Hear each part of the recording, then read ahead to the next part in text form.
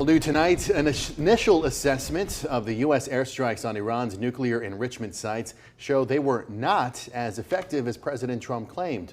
Over the weekend, the president said Iran's nuclear program was obliterated. Sources tell NBC News that today's initial assessment revealed the bombing pushed back Iran's nuclear program by months, but did not cripple it. The White House is calling the reporting inaccurate, adding that defense officials continue to analyze the impact of the bombings. Democratic Senator Tim Kaine, a member of the Armed Services Committee, says he's reviewed the report but cannot talk about the contents because it is classified. Now, as for the ceasefire between Iran and Israel, President Trump says it appears to be holding tonight. Thanks for joining us. I'm Daniel Muddy. And I'm Jennifer Sanders. Today, the president lashed out at both countries when it appeared the agreement was on shaky ground. Two countries that have been fighting so long and so hard that they don't know what the they're doing.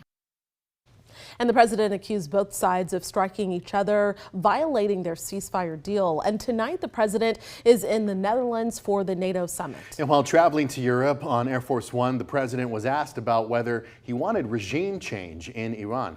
No, I don't want it. I'd like to see everything calm down as quickly as possible. Regime change takes chaos, and ideally we don't want to see so much chaos. And today's remarks come just 2 days after a post on social media suggested the president supported the idea of a regime change. The White House walked back the president's comments and said that he was just suggesting the Iranian people might want a new government. And the turmoil is impacting some people here in Central Texas who have ties to Iran. And KXAN Sarah Al-Sheh spoke with an Iranian man living in Austin to get his thoughts on what's unfolding.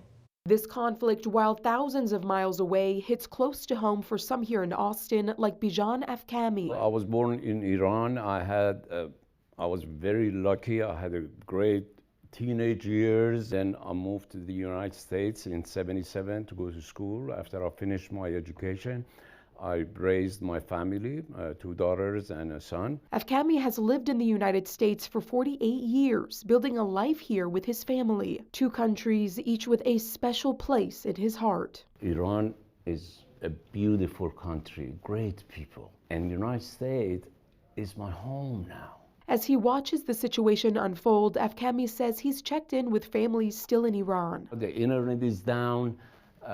They really have a hard time communicating.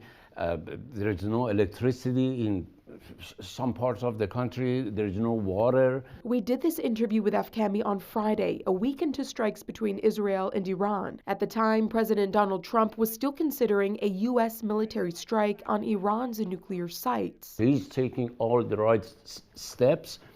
He has been very well informed. He has been patient. He's trying to avoid a war that might expand. Then, over the weekend, the United States launched missiles at Iranian nuclear sites. And on Monday, a shaky ceasefire deal was reached between Israel and Iran, coordinated by President Trump. We asked Afkami if he felt the same way about the president's response. Afkami says he does. Ultimately, he hopes there's a possibility for change to Iran's current regime. Iranian people have been struggling to have democracy for over 100 years. Sarah Al-Sheh, KXAN News.